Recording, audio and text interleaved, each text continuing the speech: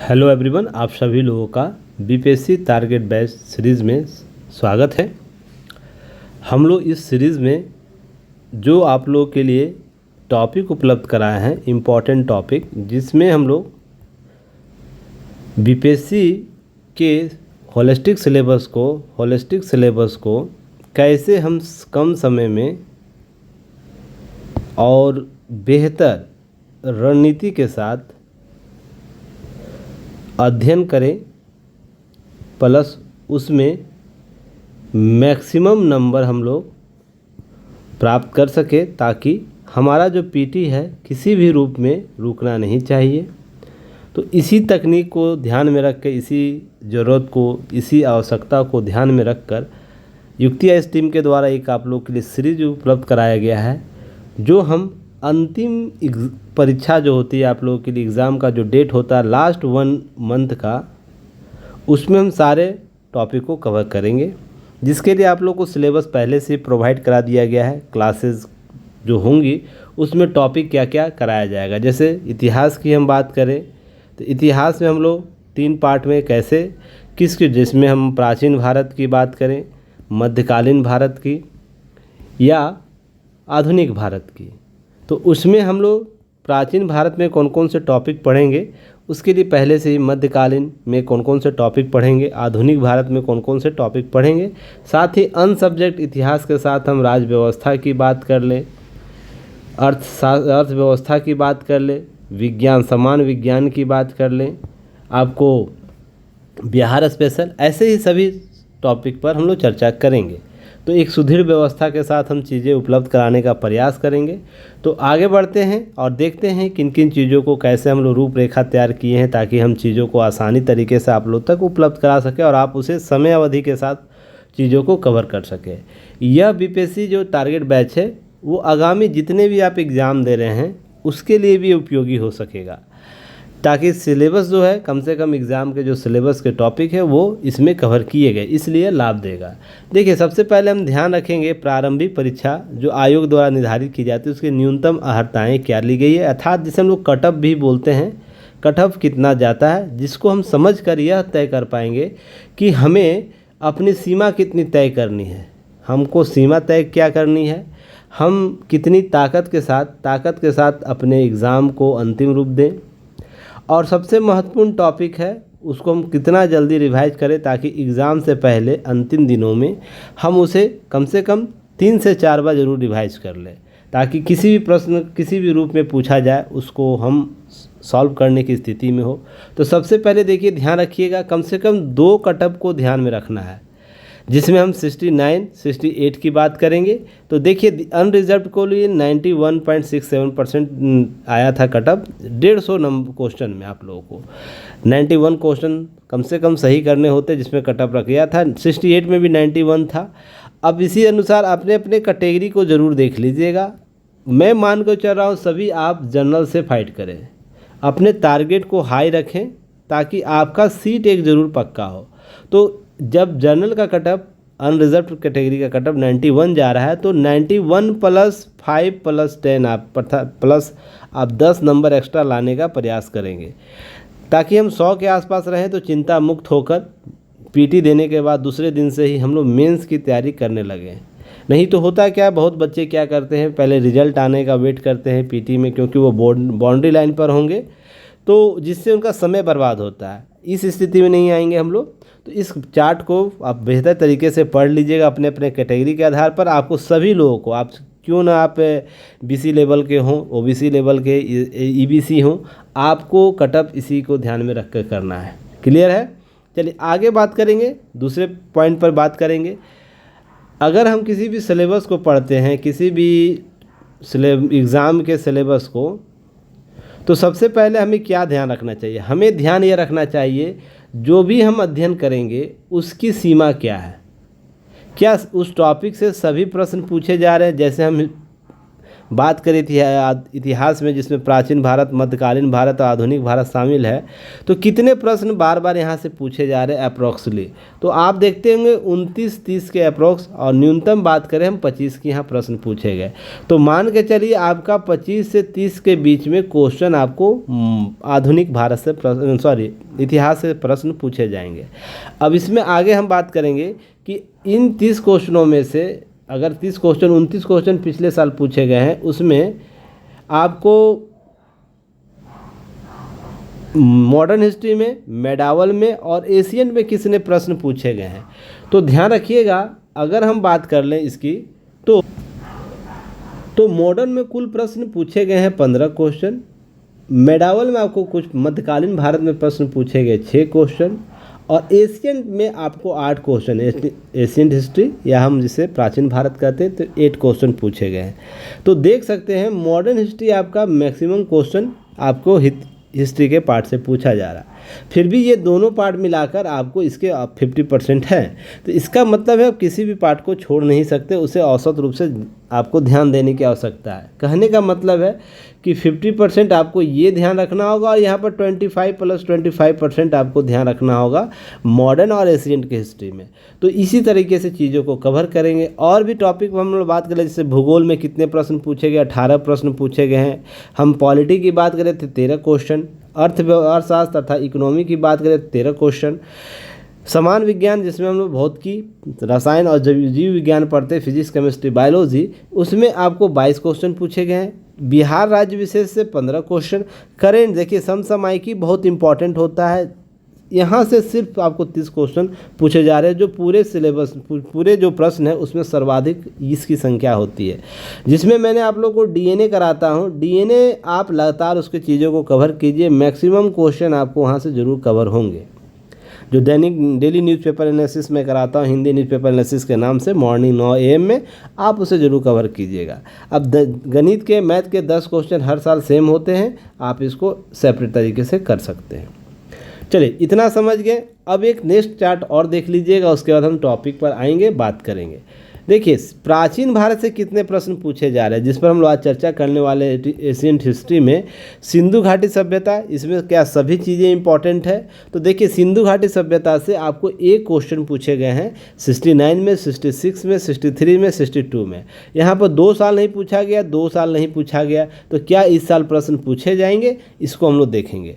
फिर वैदिक काल में आपको लगातार प्रश्न पूछे गए इधर 2-3 सालों में, तो ध्यान रखिएगा, वैदिक काल से इंपॉर्टेंट एक प्रश्न पूछा जाएगा। महाजनपद काल से भी 2 प्रश्न अभी तक आ चुके हैं। अगर बौद्ध जैन धर्म की बात करें तो इससे देखिए रिपीट क्वेश्चन होता है, यहाँ से प्रश्न जरूर पूछे जाते हैं, 1-2 से 2 क्वेश्चन आपको पूछे जा रहे हैं। मौर्य काल से भी प्रश्न पूछे जाते हैं, पहले 2, 4, 1-1, 2 क्वेश्चन इस तरह पूछे जाते थे, अभी फिलहाल 1-1 क्वेश्चन पूछे जा रहे हैं। गुप्त काल से आपको 2 क्वेश्चन पूछे गए लास्ट ईयर में, उसके पहले 1-1 क्वेश्चन आपको पूछे गए हैं। गुप्तोत्तर काल में से आपको अभी फिलहाल 1-1 क्वेश्चन पूछे जा रहे हैं। तो कुल मिलाकर बात यह हो रही है कि आपको सर्वाधिक क्वेश्चन बौद्ध और जैन से पूछा जा रहा है, बौद्ध से 1 क्वेश्चन, जैन से 1 क्वेश्चन। तो देख रहे हैं प्रत्येक टॉपिक से 1-2 क्वेश्चन आपको आ रहे हैं, तो आपको कम से कम इतने टॉपिक से प्रश्न करके जाने की आवश्यकता है। और आप देखिएगा, बीपीएससी के टारगेट बैच में हमने इस सारे टॉपिकों को शामिल किया है, और यहीं से प्रश्न आते हैं। पूरा आपको एशियंट हिस्ट्री पढ़ने की आवश्यकता नहीं है, उसमें से क्या इंपॉर्टेंट है वो हम लोग आप लोग को कवर कराएंगे, जिसको आप एग्ज़ाम से पहले कम से कम 3 बार ज़रूर रिवाइज करके जाइएगा। और इसके लिए क्या करना है, आज क्लासेस हो जाएंगी, क्लास आप फुल फॉरवर्ड में या जिस तरीके से, इससे पहले आपको जो टॉपिक दी जाती है, आपको जैसे आपको टॉपिक पहले क्लास से पहले दे दी जाती है, तो उसको अपने सोर्स, किसी भी सोर्स से आप पढ़ के आएंगे, और यहाँ पर रिवीजन के मोड में रहेंगे। ऐसा नहीं कि यहाँ कुछ सीखने की आवश्यकता होगी, यहाँ पर रिवीजन करने की मोड में रहिएगा। साथ ही जो टॉपिक आपको पढ़ाया जाएगा उसको रिवाइज करने के मोड में रहिएगा, और एग्ज़ाम से पहले कम से कम 3 बार सारे टॉपिक को रिवाइज कर लीजिएगा। उसके लिए 2 तरीके का रिवीजन आप कर सकते हैं। एक, क्लास से पहले अपने सोर्स से, आपका सोर्स होगा जो भी आप तक आपने पढ़ा है उस पर विश्वास रखिएगा, उस सोर्स से। दूसरा, क्लास के बाद जो नोट्स आप लोगों को उपलब्ध कराए जाएंगे, उस नोट्स को कम से कम आज क्लास के बाद और नेक्स्ट डे क्लास से पहले एक बार ज़रूर रिवाइज कर लीजिएगा। तो इस तरीके से 3 बार आप रिवाइज कर पाइएगा तो और भी अपने अपने तरीके से इसे कवर कर सकते हैं। चलिए अब हम लोग बात करेंगे आज का टॉपिक किस पर हम लोग चर्चा करने वाले हैं। देखिए इस पर उन सारे प्रश्न को, और आप कैसे महत्वपूर्ण ये टॉपिक है इसको आप तभी समझ सकते हैं आपको PYQ प्रीवियस ईयर क्वेश्चन आप BPSC का जरूर साथ में लेके पढ़ेंगे। तो देखिएगा BPSC से यहाँ से कितने हर टॉपिक से कुछ न कुछ प्रश्न हर साल पूछा गया है। तो यहाँ पर ध्यान रखना PYQ प्रीवियस ईयर क्वेश्चन को जरूर रखिएगा। अगर बिहार केवल BPSC का रख रहे हैं तो आपको ठीक है, उसके अतिरिक्त अगर घटना चक्र का आप रख रहे हैं जो जिसमें सभी PCS और UPSC का प्रश्न आपको उसमें शामिल रहता है, आप वहाँ से भी कवर कर सकते हैं ताकि और भी बेहतर रणनीति दे पाए। तो देखिए आज डिस्कशन हम लोग करेंगे साहित्यिक स्रोत क्या है, ऐतिहासिक साहित्यिक स्रोत क्या है, साहित्यिक स्रोत ग्रंथ प्रमुख तथ्य क्या है, महत्वपूर्ण शब्दावली कौन कौन से उपयोग किए गए हैं, विदेशियों द्वारा विवरण कौन कौन से प्रस्तुत किए गए जिसके आधार पर हम इतिहास की जानकारी रखते हैं, पुरातात्विक स्रोत क्या है, सिक्के के स्रोत क्या है, भारतीय और विदेशी अभिलेख क्या होते हैं, प्राचीन भारतीय इतिहास के आधुनिक लेखक कौन है और महत्वपूर्ण रचनाएं और लेखक कौन कौन है। तो देखिए मेरा टेक्निक यह होता है ना, मैं मजाक नहीं करूँगा, चीज़ों को कवर करने का प्रयास करूँगा। जितना जल्दी हो सके रिवाइज कीजिएगा आप लोग। देखिए लाइक शेयर सब्सक्राइब युक्त है, इसको ज़रूर कीजिए, सपोर्ट कीजिए। इस बार कोड को स्कैन करके आप डाउनलोड कर सकते हैं हमारा app. Description box comment section box में भी आप हमारा ऐप का लिंक दिया रहता है, उस लिंक से आप ज्वाइन कर सकते हैं, हमारा ऐप डाउनलोड कर सकते हैं। टेलीग्राम चैनल जरूर ज्वाइन कर लीजिएगा, इस बार कोड को स्कैन करके भी टेलीग्राम चैनल ज्वाइन कर सकते हैं, विजिट कर सकते हैं www.uktis.in पर। और लाइक शेयर सब्सक्राइब हो जाता है तो बेल आइकन को जरूर पुश कीजिए ताकि नोटिफिकेशन सबसे पहले आप तक पहुँचे। तो चलिए हम देखते हैं, सबसे पहले ध्यान रखिएगा कि प्राचीन भारतीय जो स्रोत हैं वो क्या होते हैं। तो स्रोत के तौर पर देखिएगा 2 प्रकार के स्रोत आपको देखने को मिलेंगे, साहित्यिक स्रोत, एक पुरातात्विक स्रोत। तो साहित्यिक स्रोत में वैदिक, संस्कृत, पाली, प्राकृतिक और अन्य साहित्य शामिल किए जाते हैं। जो भी भाषाओं में लिखी जाती है उनको साहित्यिक स्रोत के तौर पर शामिल किया जाता है।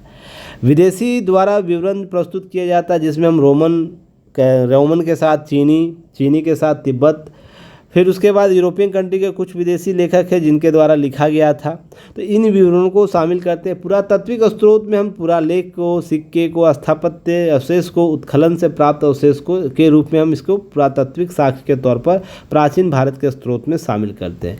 इतना कम से कम आपको याद रखना है। नेक्स्ट में ध्यान रखिएगा, प्राचीन अगर भारत का इतिहास का पूर्ण निर्माण विभिन्न स्रोतों के आधार पर किया है, जिनको वर्गीकरण 2 आधार पर होते हैं जिसको मैंने अभी चर्चा किया। आगे इसके संदर्भ में समझिएगा साहित्यिक स्रोत क्या होता है। देखिए यह बेसिक है पर समझना जरूरी है, तभी आप चीज़ों को कवर कर पाएंगे। 2 मिनट समय लगेगा इसके लिए, हम ले लेंगे। ब्राह्मण साहित्य तो आपको समझना होगा, हमें उन सारे ग्रंथों को अनेक उपनिषद, महाभारत, रामायण, पुराण के साक्ष्य के तौर पर जो उपलब्ध कराए गए हैं उसको यहाँ पर हम देखेंगे। नेक्स्ट है बौद्ध साहित्य के तौर पर विनय पिटक, सूत पिटक, अभिधम पिटक। देखिए यहाँ से प्रश्न यहाँ से बार बार पूछे जाते हैं।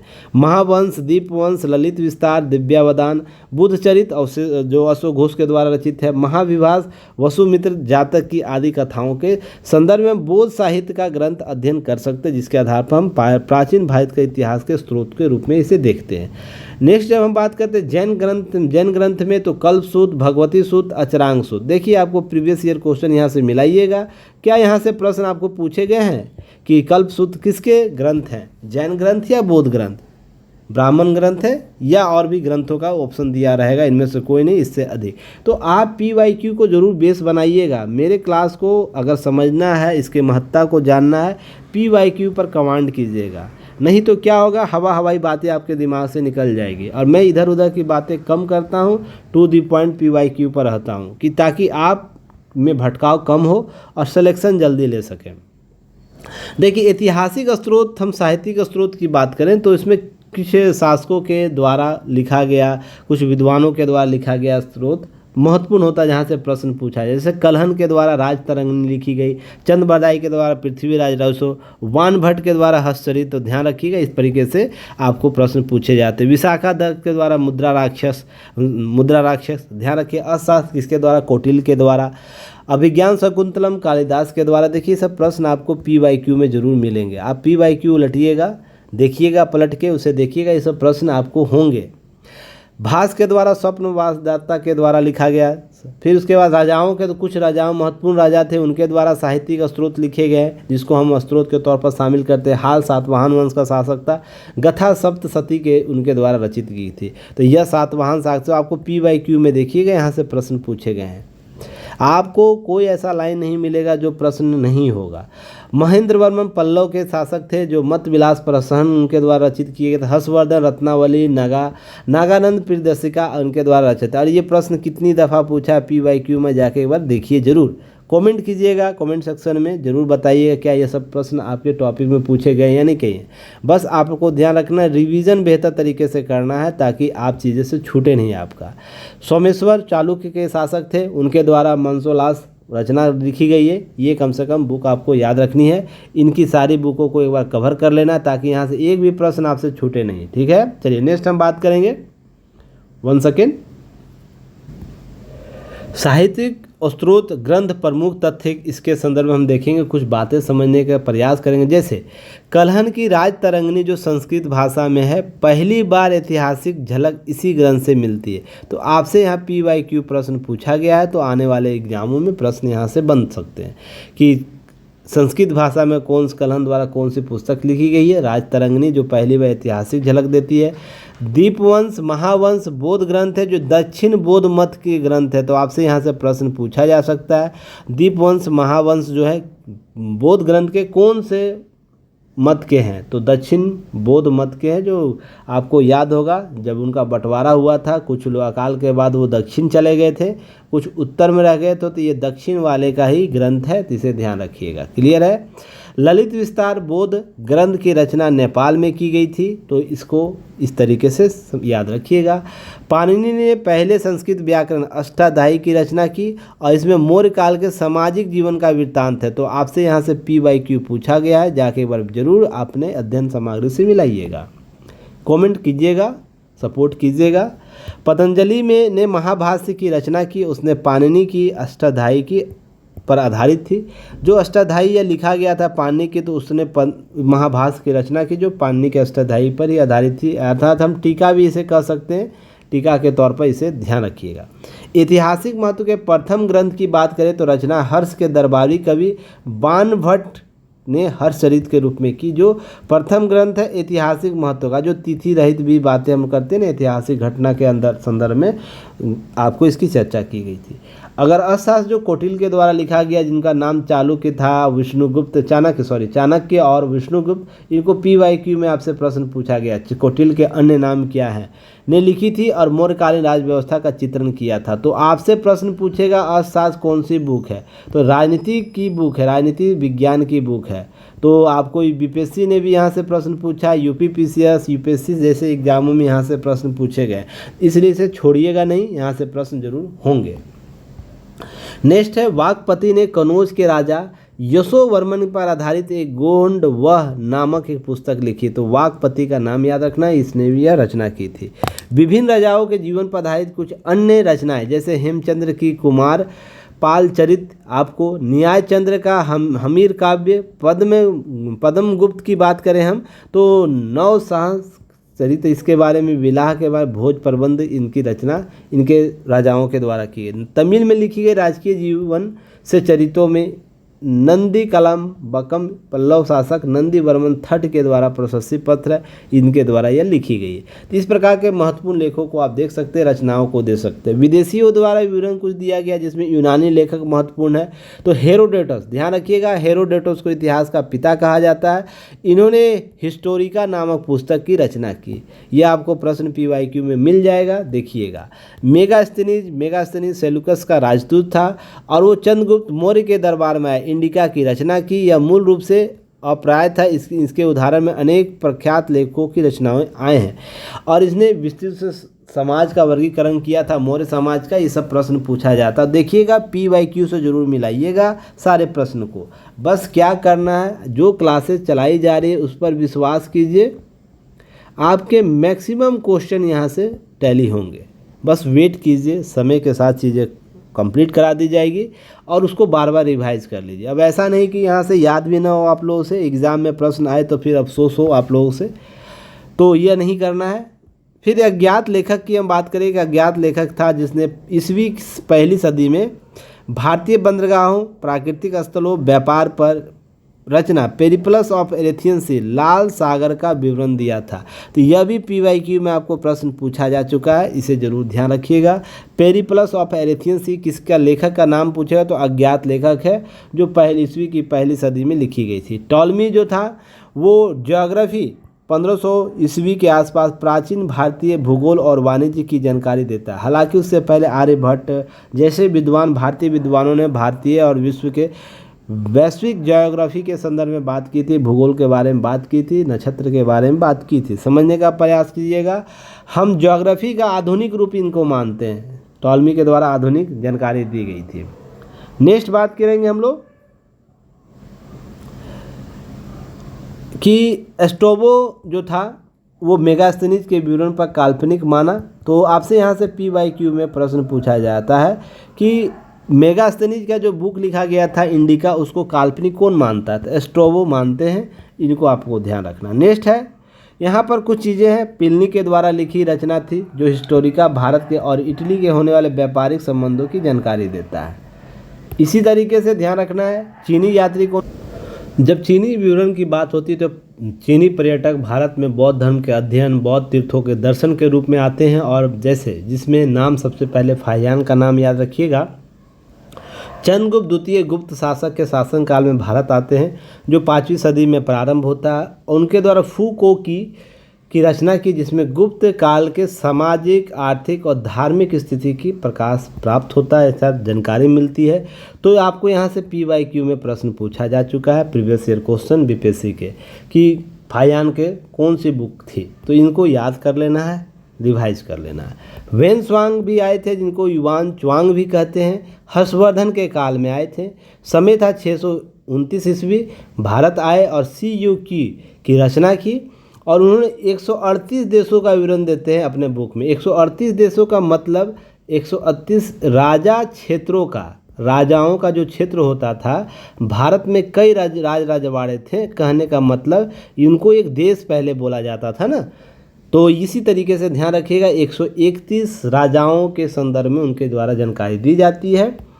नेक्स्ट है, वह इंदु या अंध्र चंद्राकर नाम देते हैं भारत को। तो आपसे प्रश्न पूछा जा सकता है, किसके द्वारा भारत को अर्ध चंद्राकार अर्थात इंदु कहा गया? तो वेन्सवांग के द्वारा कहा गया। वेन्सवांग मित्र, उनके एक मित्र थे वी ली, उनके द्वारा वेन्सवांग की जीवनी लिखते हैं। और इनके हर्षकालीन राजनीति के साथ साथ धर्म के, राजनीतिक और समाज का वर्णन करते हैं वेन्सवांग। तो इनके द्वारा आपको जानकारी रखनी चाहिए। इत्सिंग के बारे में, यह 7वीं सदी में भारत आते हैं और नालंदा और विक्रम विश्वविद्यालय का विवरण देते हैं, उनके शिक्षा किस प्रकार थी ये सब जानकारी देते हैं। नालंदा विश्वविद्यालय आपको हाल ही में चर्चा में रहा था। तो इस तरीके से आपको ध्यान में रखना है सारी चीज़ों को करंट के साथ जोड़ के। नेक्स्ट है, अरबी लेखक में हम बात करें तो सुलेमान का नाम याद रखिएगा, जो 9वीं शताब्दी में भारत आए और पाल और प्रतिहार शासकों के बारे में लिखते हैं, जानकारी देते हैं। तो आपको ध्यान रखना कौन सा लेखक किस काल में आता है, कौन सा विवरण दे रहा है, किन राजाओं के बारे में विवरण दे रहा है। तो पाल शासक और प्रतिहार शासकों का यह विवरण देते हैं। उसके बाद अल बरूनी आते हैं, आपको महमूद गजनवी के समकालीन थे, उन्हीं के साथ आते हैं। तहकीके हिंद नामक किताब उल हिंद की रचना करते हैं, जिसमें भारत के निवासियों की दशा का वर्णन करते हैं। तो आपको इस तरीके से याद करना है। इन लेखों के अतिरिक्त तिब्बती बौद्ध लेखक जो तारानाथ है, उनके 12वीं शताब्दी के ग्रंथ कंगयूर और तंगयूर की भारतीय इतिहास की कुछ जानकारी प्राप्त होता है। और यह PYQ में प्रश्न पूछा जा चुका है, यहाँ से PYQ में प्रश्न पूछा जा चुका है, यहाँ से PYQ में प्रश्न पूछा जा चुका है। तो इन सारे महत्वपूर्ण टॉपिक को आप देख लीजिएगा, कवर कीजिएगा, मिला लीजिएगा। जब आपको लगेगा कि नहीं मैं इम्पॉर्टेंट टॉपिक को ही कवर कर रहा हूँ, जो PYQ में आपको UPSC हो, BPSC हो, MPPCS हो, RS हो, फिर उसके बाद आपको अन्य एग्ज़ाम होते हैं, वनडे एग्ज़ाम होते हैं, वहाँ से प्रश्न पूछे जाते हैं। अगर सारे प्रश्नों को आप सभी एग्ज़ाम के टॉपिक को कवर कर लेते हो ना, तो आपका अप्रोक्स मान के चलिए 70 के प्लस आपके टॉपिक कवर हो जाएंगे। 20% से अधिक सिलेबस के टॉपिक कवर होंगे, जिसमें आपको 150 में से अगर 70 क्वेश्चन भी आपको इसके टॉपिक से आ रहे हैं तो आप बहुत ही अच्छे स्थिति में रहेंगे। बस आपको बार बार रिवाइज करने की आवश्यकता है। अगर महत्वपूर्ण शब्दावली की बात करें तो अभिलेख क्या होता है, तो सबसे इम्पॉर्टेंट अभिलेख के बारे में याद रखिए। जो लेख मोहर प्रशस्त स्तंभों, स्तूपों, चट्टानों, ताम्रपत्रों में लिखे होते हैं उन्हें अभिलेख कहते हैं। एपिग्राफी क्या होता है, ये अभिलेख के अध्ययन पूरा लेख शास्त्र को एपिग्राफी कहते हैं, अर्थात जो अध्ययन अभिलेखों का अध्ययन की कला होती है उसे ही पूरा लेख शास्त्र या एपिग्राफी कहते हैं। पेलियोग्राफी क्या होता है, प्राचीन तिथि के अध्ययन को पूरा लिपि शास्त्र कहते हैं या पेलियोग्राफी कहते हैं। उसके बाद न्यूमरोस्ट्री क्या होता है, ये सिक्कों का अध्ययन किया जाता है। जो भी प्राचीन सिक्के होते हैं, राजवाड़ों के सिक्के प्राप्त होते थे, उनका अध्ययन मुद्रा शास्त्र के तौर पर किया जाता है और उनको इस तरीके से आपसे प्रश्न पूछा जाता है। यहाँ से भी PYQ आपको पूछा जा चुका है, एपिग्राफ से और न्यूमरोस्ट्री से, सिक्के से पूछा जा चुका है, तो इसे ज़रूर ध्यान रखिएगा। पुरातात्विक स्रोत क्या होते हैं, बहुत से स्रोत होते हैं जिसमें हम सिक्का, मोहर, स्मारक, मूर्ति, चित्रकला, भौतिक अवशेष, मृद भांड, आभूषण के तौर पर देखते हैं। अलेक्जेंडर, जो हमारे सर अलेक्जेंडर कलिंगम थे, भारतीय पुराशास्त्र के पितामह इनको बोला जाता है, क्योंकि इनके निर्देशन में हड़प्पा सभ्यता और इन सब चीज़ों की खोज हुई थी, तो इनको पुरातत्व का पितामह भी कहा जाता है। सिक्के भारत में प्राप्त होते हैं, तो ध्यान रखिएगा भारत में प्राचीन सिक्के पंचमार्क, जो पंचमार्क आहत सिक्के होते थे, अर्थात एक धातु हुआ करती थी, उसको इतना पीटा जाता था, चकोर आकार दे दिया जाता था और उस पर कुछ आकृति गुद दी जाती, तो वही चकोर अर्थात किसी पट्टे में सिक्के का निर्माण किया जाता था, मार कर, दबा कर, पीट कर। समझिए, ऐसा नहीं कि अभी ढाला जाता है विभिन्न तकनीकों के माध्यम से। पहले कोई टुकड़ा होता था, उसे मार के चौड़ा कर दिया जाता है, जैसे जैसा आकार राजाओं के द्वारा अपने राजाओं क्षेत्रों के में दिया जाता, तो उसी के आधार पर। अब ध्यान रखिए, इन सिक्कों का करसापन कहते, तो आपसे यहाँ से PYQ प्रश्न पूछा जा चुका। आहत सिक्के को क्या कहते थे, तो करसापन। तो देखिए, आप PYQ पर मैं अभी भी बोल रहा हूँ, आपके अंतिम दिनों में जब एग्ज़ाम होगे उसमें PYQ को बिल्कुल आधार बनाइए। हो सके डेली एक सेट आप क्या करिए, PYQ का लगाइए, और अभी स्क्यू नहीं चलेगा एग्ज़ाम के अंतिम दिनों में। क्लियर है। पुराने सिक्के तांबे, चांदी, सोने, शीशे के बने होते थे। ये सब मैं अभी आगे चर्चा करूंगा, शीशे का सर्वाधिक कहाँ मिला।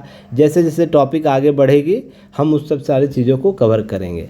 उसके आरंभिक सिक्कों के कुछ प्रतीक मिलते हैं, जिसमें बाद के सिक्कों में राजाओं के और देवताओं का नाम भी मिलता है। तो आपसे ध्यान रखिए, बाद में तिथि भी मिलती है, तो क्रम पूछ सकता है आपसे, क्रम पूछेगा। आरंभिक सिक्कों के विकास में निम्नलिखित क्रम देखे गए, तो सबसे पहले याद रखिएगा प्रतीक देखने को मिलता है। किसी प्रकार के प्रतीक होते थे, जैसे हम शुरुआती दौर में हड़प्पा काल में देखते हैं, चिन्ह के प्रतीक होते थे, देवताओं के प्रतीक होते थे, जानवरों के होते थे। उसके बाद सिक्कों में राजाओं के, देवताओं का नाम, जैसे गुप्त मौर्य काल के बाद गुप्त काल में आके देखते हैं। उसके बाद तिथियां आती हैं सतवाहन काल के, हालांकि तिथियों का वर्णन स्पष्ट रूप से यहाँ इन सब कालों में देखने को मिलने लगा। तो इस तरीके से क्रम आपसे पूछ सकता है, तो क्रम जरूर याद रखिएगा। जो सोना का होता था लिखित सिक्के सर्वप्रथम कुषाण राजाओं के द्वारा जारी किया गया भारत में, तो आपसे यहाँ से प्रश्न PYQ में पूछा जा चुका है, तो इसे जरूर ध्यान रखिएगा। गुप्त शासकों में सबसे अधिक सोने का सिक्का जारी हुआ था, इसलिए गुप्त काल को स्वर्ण युग भी माना जाता है। प्रश्न आपसे मेंस में पूछा जाता है ना, हिस्ट्री के मेंस क्वेश्चन के तौर पर, तो ध्यान रखिएगा यहाँ से चीज़ें। देखिए, समुद्रगुप्त को एक सिक्के पर वीणा बजाते हुए दिखाया गया, तो यहाँ देखिए PYQ में यहाँ से प्रश्न पूछे गए हैं। तो सभी को मैं दिखाते इसलिए जा रहा हूँ ना, कि आपको विश्वास हो जाए एक दो क्लास के अंदर कि मैं जो चीज़ें आप लोग को दे रहा हूँ इंपॉर्टेंट क्रक्स दे रहा हूँ, जिसके आधार पर आपको क्या करना है। इतना समुद्र है, एग्ज़ाम में इतना पूछा जाता है, तो कम से कम इतनी जानकारी आपको होनी चाहिए। GS ऐसा पार्ट है जिसमें समुद्र में आपको गोता लगाने छोड़ दिया जाता है बिना ऑक्सीजन का। आप में टैलेंट होता है कि आप बीच समुद्र में जाके गोता लगा के तैर के जाइए, वहाँ से खनिज उतारिए, या वेट कीजिए अपने किनारे पर, समुद्र की धाराओं के माध्यम से आप तक पहुँचा दी जाएगी। तो आप यहाँ बैठ जाइए, छानिए जो मेरे द्वारा दिया जा रहा है उसको छानिए, रिवाइज कीजिए, अपने अपने तरीके से उसको रिवाइज कीजिए, बार बार रिवाइज कीजिए और प्रश्न टैली करके आइए। और एग्ज़ाम के बाद हमसे कॉल कीजिएगा, नंबर दिया रहता है, हम आपसे मिल जाएंगे। हमारे टीम को बोलिएगा इस नंबर से बात करने के लिए, मैं मिल जाऊंगा। उस दिन मुझे अपने कॉन्फिडेंस के साथ मेंस के लिए बोलिएगा, सर मेंस की तैयारी अब मुझे करनी है, इतना विश्वास जरूर रखिएगा। गुप्त काल में स्वर्ण सिक्कों को दिनार कहते थे, ध्यान रखिएगा, ये PYQ में प्रश्न पूछा जा चुका है। गुप्त काल के सिक्के, जो सोना का सिक्का होता था उसे क्या कहते थे? दिनार। और चांदी के सिक्के को रूपक कहा जाता था। ध्यान रखिएगा, इस प्रकार के टॉपिक से प्रश्न आपको पूछे गए हैं।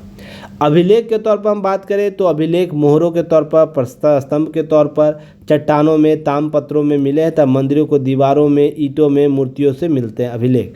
सबसे अधिक अभिलेख मैसूर संग्रहालय में संग्रहित है। आपसे प्रश्न पूछा जाएगा किस संग्रहालय में सबसे अधिक अभिलेख संग्रहित है, तो मैसूर जो साम्राज्य था, मैसूर राज्य था, उसमें मैसूर संग्रहालय भी है, तो यहाँ पर आपको अभी रखा गया है। अब इसके बाद देखिए, मौर्य मौर्योत्तर गुप्त काल के अधिकांश अभिलेख कार्पर्स इंक्रिप्शन इंडिकेरम नामक ग्रंथ से संग्रहित है, वहाँ पर इसके नाम से संग्रहित किया गया, उसको आप देख सकते हैं, नेट पर सर्च जरूर कीजिएगा।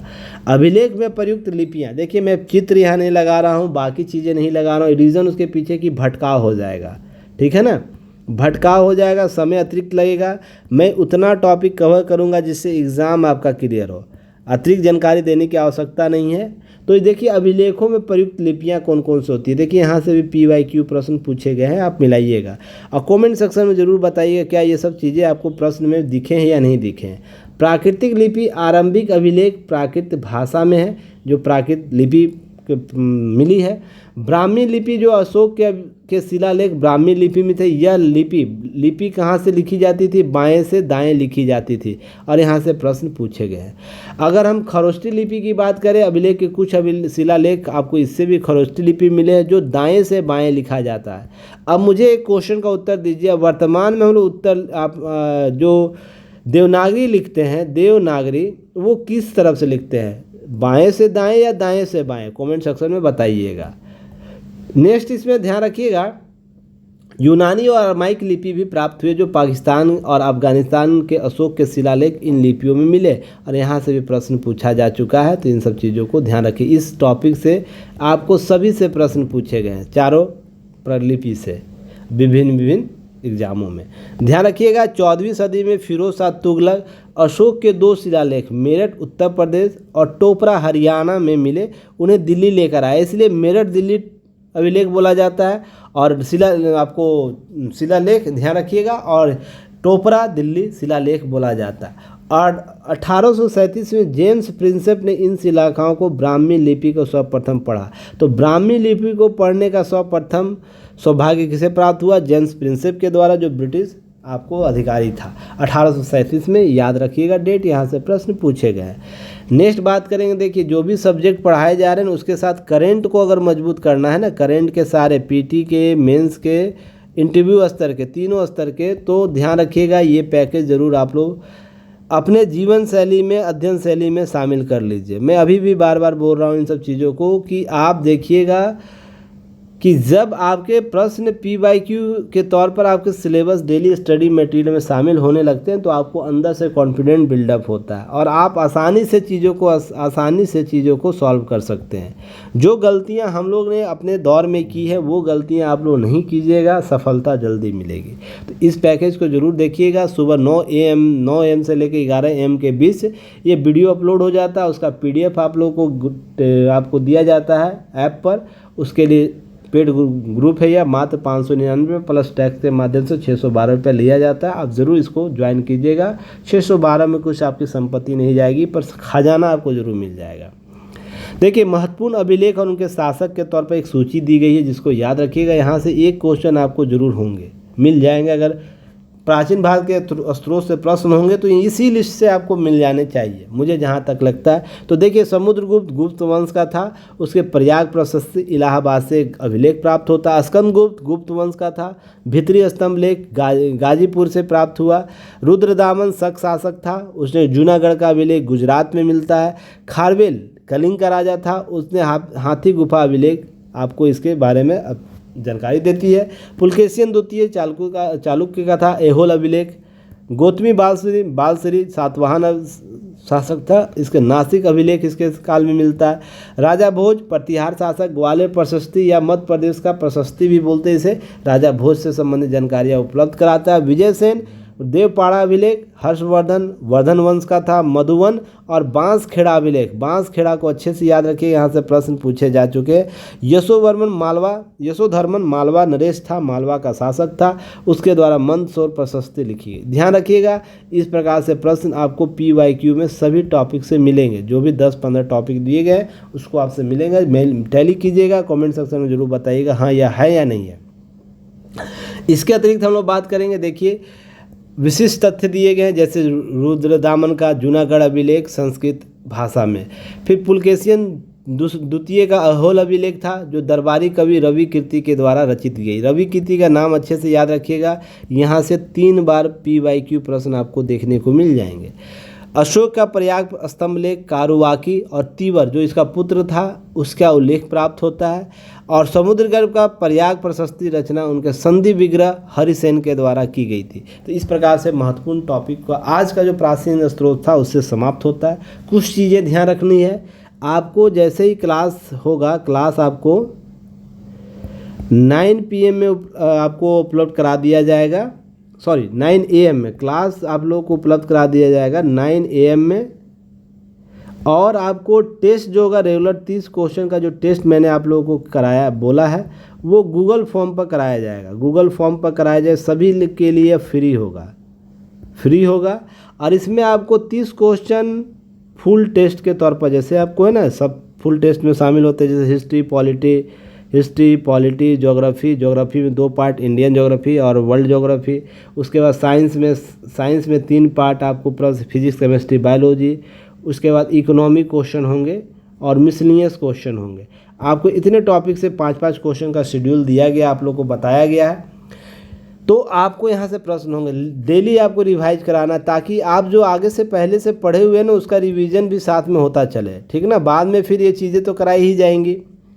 कुछ अपडेट करा दिए गए पुराने टेस्ट से, आपको ऐप पर अपडेट करा दिए गए हैं साइंस के, आप उसे ज़रूर दीजिएगा। फिर धीरे धीरे हिस्ट्री का होगा, ज्योग्राफी का होगा, इकोनॉमी का, इसे टेस्ट अतिरिक्त टेस्ट अपलोड करा दिए गए हैं आपको टेस्ट में इसी पैकेज के साथ। उसके लिए अतिरिक्त पैसा नहीं देना होता है आपको। अभी जो ऑफ़र कराया गया 299 रुपया आपको निर्धारित समय के लिए, आप इसे जल्द से जल्द परचेज कर लीजिएगा, नहीं तो इसकी जो राशि है बढ़ जाएगी।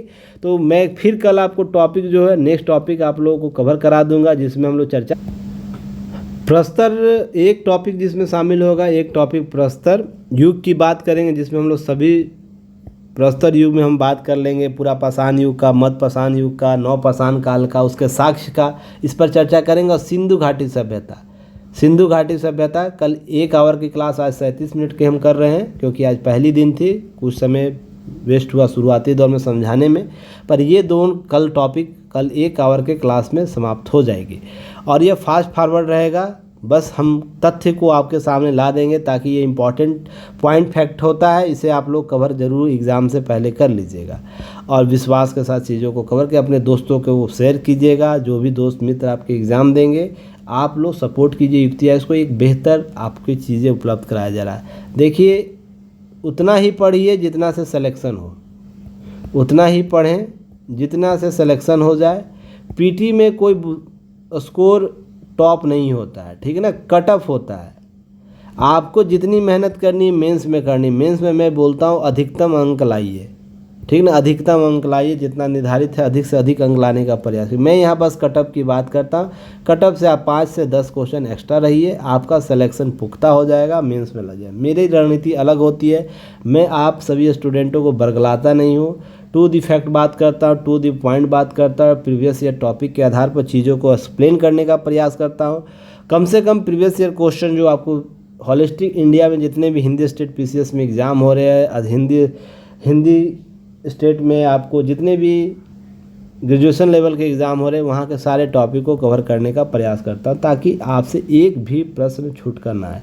हाँ, हो सकता है प्रश्न जो बदले गए पैटर्न के आधार पर क्या होगा कि 3 टॉपिक को एक साथ मिलाकर निम्नलिखित कथनों पर विचार करें। 1, 2, 3 कथन को मिला के यहीं से दे देगा, पर ऑप्शन आपको इसी से होंगे, ऐसा नहीं कि अलग से कोई तीर मारेगा वो लोग। हाँ, पहले क्या होता था, एक एक क्वेश्चन होता था, ऑब्जेक्टिव टाइप का क्वेश्चन होता था। अब क्या करता, 3 टॉपिक को एक साथ मिला देगा और एक क्वेश्चन बना देगा, और उसका केवल कथन 1 सही है, केवल कथन 2 सही है, कथन 3 सही है, 1 2 3 सही है, ऐसे प्रश्न पूछता है। तो आप लोग मिसगाइड नहीं होइएगा, टॉपिक वही है, सिलेबस वही है, बस क्वेश्चन पूछने के पैटर्न को चेंज किया गया, न कि परीक्षा के पैटर्न को चेंज किया। ध्यान रखिएगा, मैं जो शब्द बोल रहा हूँ, परीक्षा के प्रश्न के पैटर्न को चेंज किया गया है। प्रश्न के पैटर्न को, जो हवाई बात करते उस पर मत जाइएगा। मैं होलिस्टिक आपके पास मुझे ह्यूज आपके पास एक्सपीरियंस है पीटी लेवल के क्वेश्चन बनाने के, मेंस के क्वेश्चन बनाने, मेंटरशिप देने का, तो मुझे पता है कैसे चीज़ों को जल्दी से जल्दी सॉल्व आउट करा। चलिए फिर कल मिलेंगे नए टॉपिक के साथ। जो बताया गया उसके लिए आपको शेड्यूल दे दिया जाएगा।